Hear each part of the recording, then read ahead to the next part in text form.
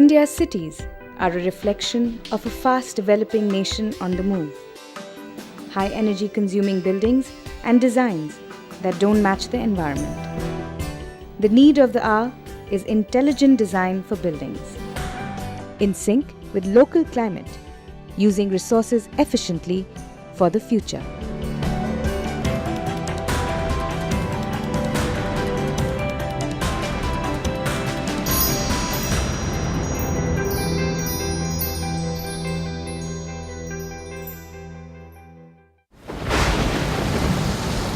History reveals that architecture evolved with the need of humans to protect themselves from their environment.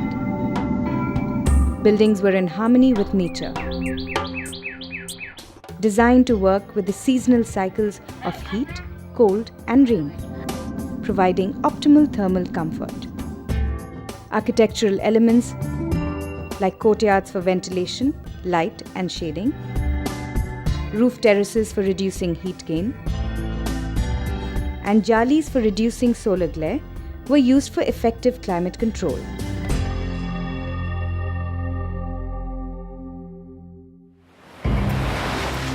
But today there is a rapid increase in the number of buildings, replacing traditional structures dependent heavily on non-renewable sources for their energy needs. Economic growth, coupled with increased consumption, has resulted in architectural practices with a significant energy footprint for the country. Buildings consume 30% of the electricity produced in India. A typical commercial building in an average urban city in India alone consumes nearly 260 kilowatt-hour per square meter of electricity in a year. 50 to 60% is used in air conditioning, 20 to 35% in lighting, and 20 to 35% in other systems and equipments. With the growth rate of the Indian building sector slated at 5 to 6% per annum, the pressures on India's resources is increasing rapidly. In addition to government initiatives such as Energy Conservation Building Code (ECBC), developed by the Bureau of Energy Efficiency and National Action Plan on Climate Change, with missions on solar, sustainable habitat, and energy efficiency. The need of the hour is net zero energy buildings, which incorporate efficient technologies to meet their operational energy requirements from low cost, locally available, and renewable sources. As we develop rapidly in this part of the world, in India, is that we are going to be consuming more and more energy. And for quite a long time to come, most of this energy is going to be produced by burning fossil fuels. That's where the concept of net zero energy buildings comes into play. Design is one of the most critical stages for buildings. It is during this process that decisions can be made to maximize resource efficiency for the future. If architects and other stakeholders meet at this stage, the potential impact of various design strategies can be evaluated before the construction even starts, ensuring an integrated design leading to energy efficiency. It's very important to look at the whole building as a system, and nowadays building is becoming more and more complex, the kind of systems we are using inside the building. So integrated design process is quite a better way to handle it, that from day one you interact with your consultants, day one with you interact with the contractor, day one with you start interacting with your occupants who are going to use this building, and try to take a feedback from them. And I'm sure that once we start doing this, the performance of the building will be very high without using much of the resources.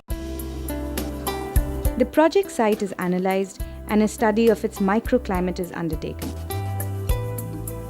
This ensures that the site's natural elements, trees, green areas, and water bodies are efficiently merged with the building design.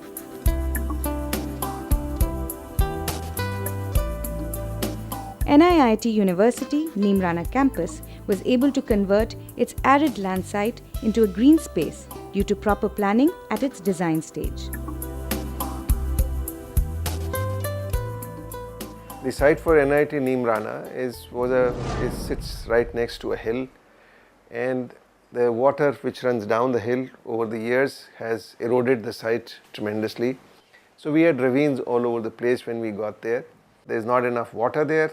The site itself is got a lot of craters, ravines, and there is too much of dust and heat.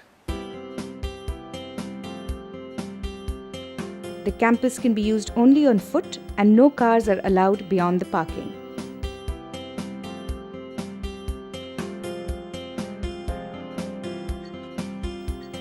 Over 2,000 trees have been planted in the surrounding hills.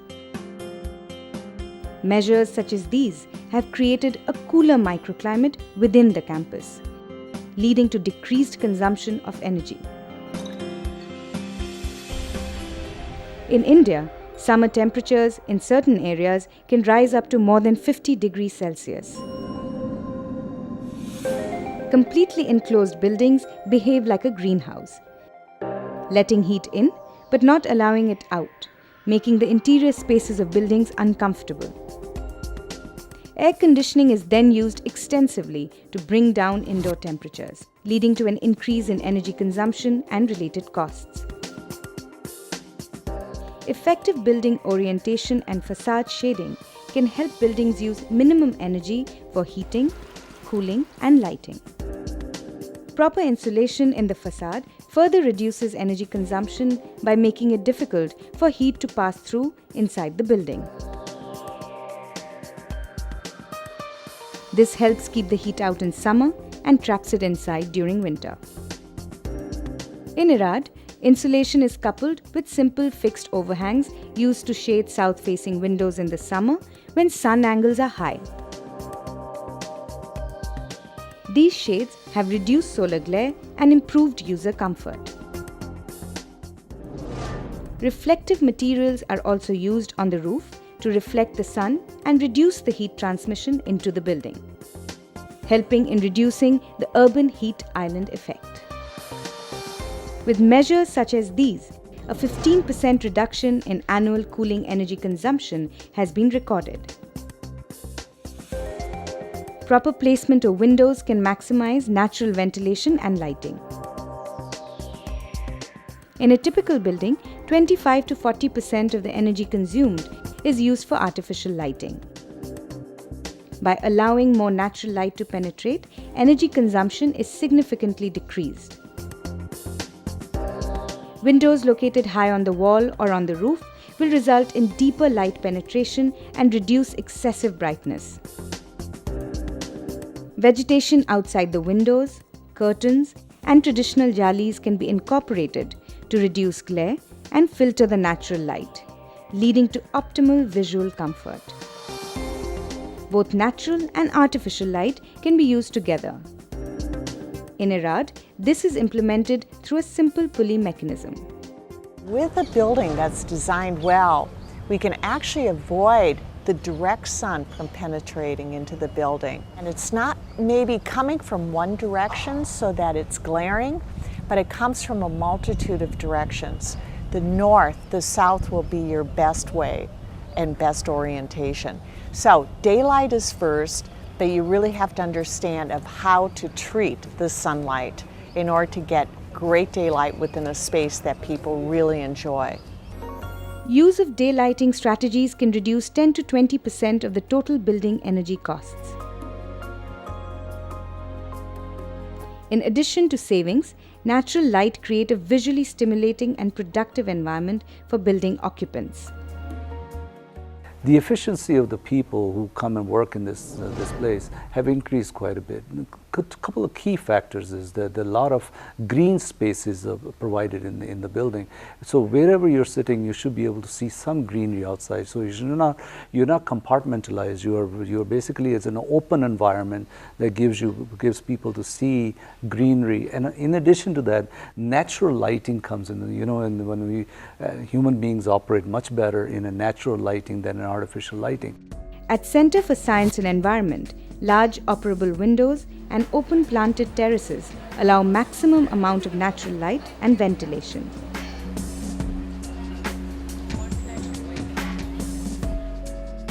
Lush gardens and trees in the complex create a cool microclimate, leading to improved productivity of occupants and health benefits in the long term. A solar chimney has also been incorporated at CSE. It brings in fresh air, which flows through openings inside the building. This improves ventilation and cools the temperatures inside by almost 5 degrees Celsius. At NIIT University, a displacement ventilation system coupled with earth-air tunnels was set up to filter and cool the air.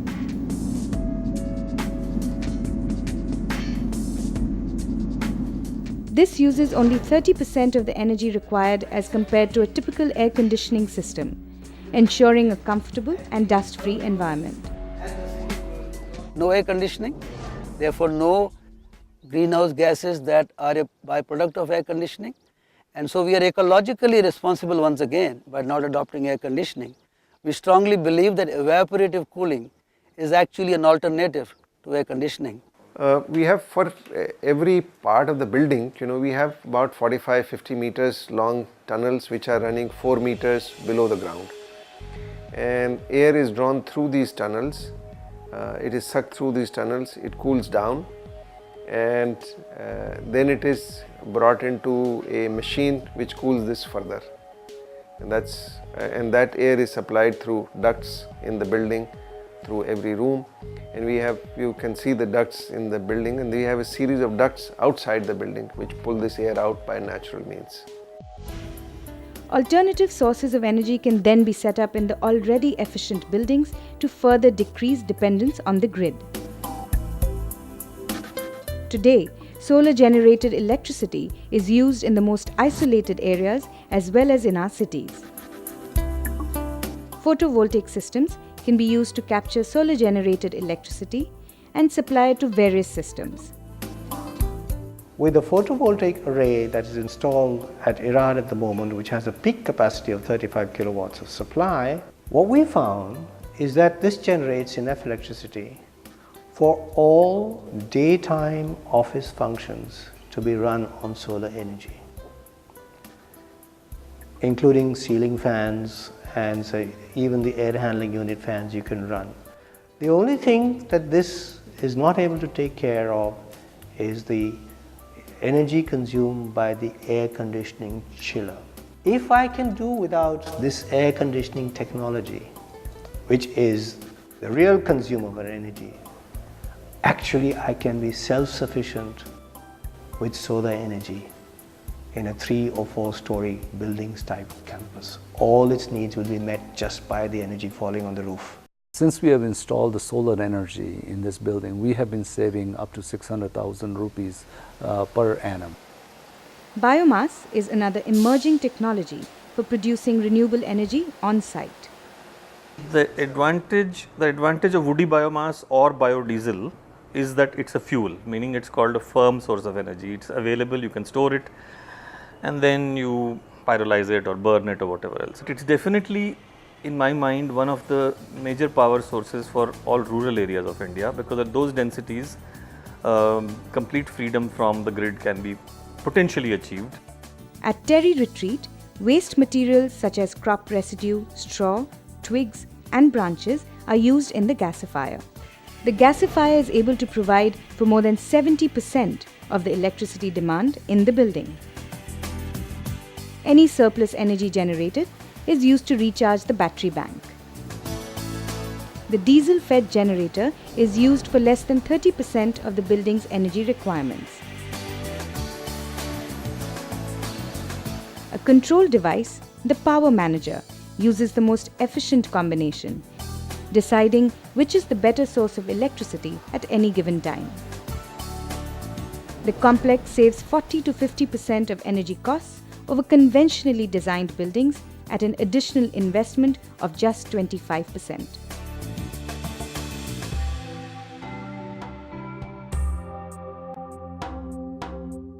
The eco-commercial building, built by Biomaterial Science Private Limited, is a unique example of sustainable construction. The two-story cube-shaped office building was designed by local experts using locally available materials and adapted effectively to suit the local subtropical climate. Biomaterial Science Eco-Commercial Building Program showcases the importance of planning and material solutions to comply with the construction industry challenges. Our eco-commercial building concept is a great example of how we are putting our climate control strategies into practice. We designed this project with the motto, adapting a building to the climate is better than adapting the climate to a building. This concept can be adapted globally to any of the planet's various climate zones. Based on the rigid polyurethane thermal insulation made of biomaterials and its own resources for generating renewable solar energy, the building can meet its entire energy needs itself for lighting, air conditioning, and equipment. Taken over a year as a whole, our eco-commercial building generates 86 megawatts of clean renewable solar energy and consumes only 79 megawatts for its internal operations.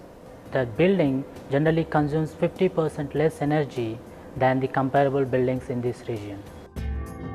This innovative eco-commercial building is carbon neutral. Energy consumption for cooling, ventilation and lighting is covered in full by renewable energy, all produced by the building's own photovoltaic system on its roof, which generates 100% of its electricity. These net zero energy projects show that approaches such as combining efficient insulation with renewable energies can help to dramatically reduce a building's energy consumption and therefore its carbon emissions.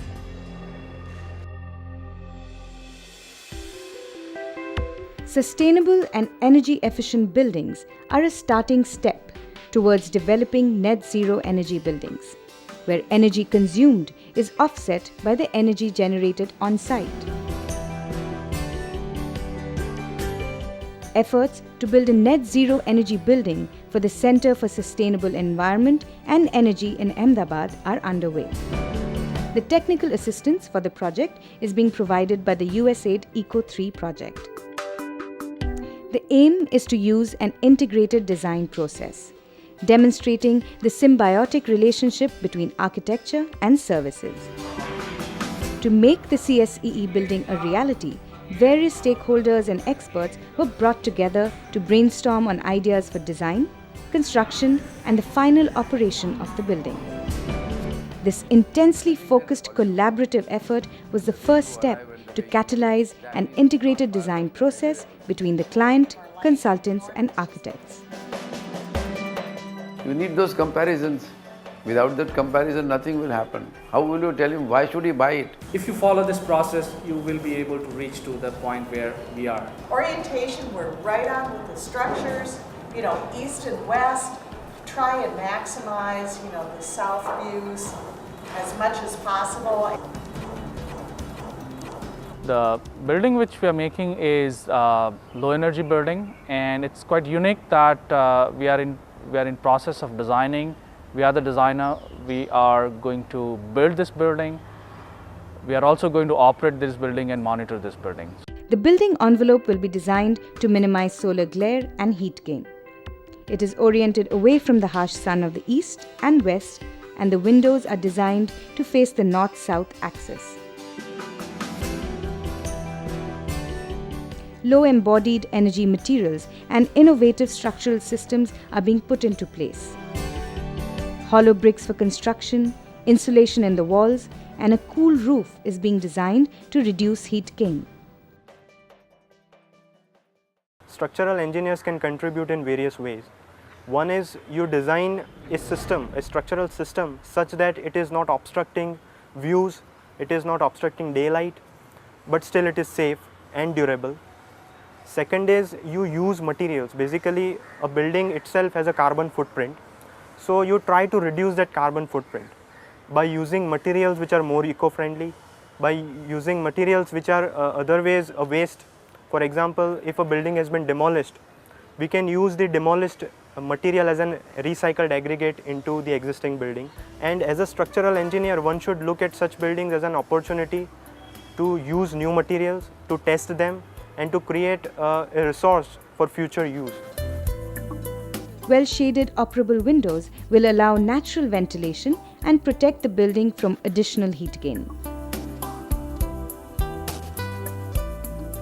A thin floor plate facilitates cross-ventilation and optimizes daylighting, reducing the need for cooling and artificial lighting.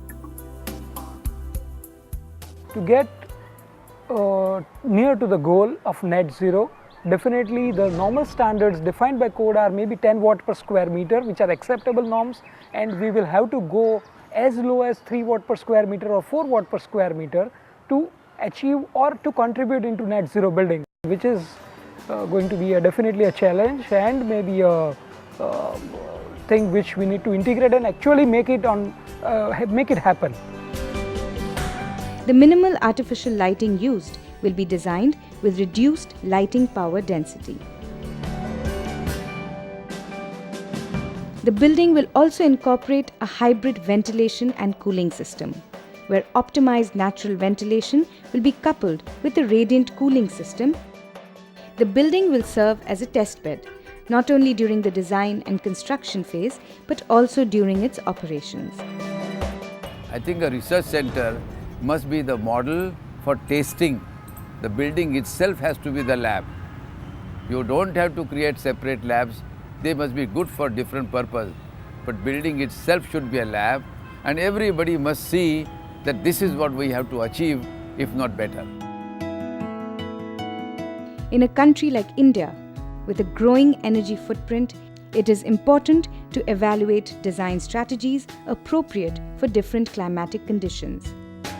The need is for efficient consumption of energy accompanied by a higher level of environmental awareness among builders, architects, developers, and planners. Our main purpose was to really set new trends in our thinking suitable to not only our country but suitable to the world in future, looking at the past, the traditions, how we survived over centuries, how we have really sustained ourselves, and how we go future and how we see future itself.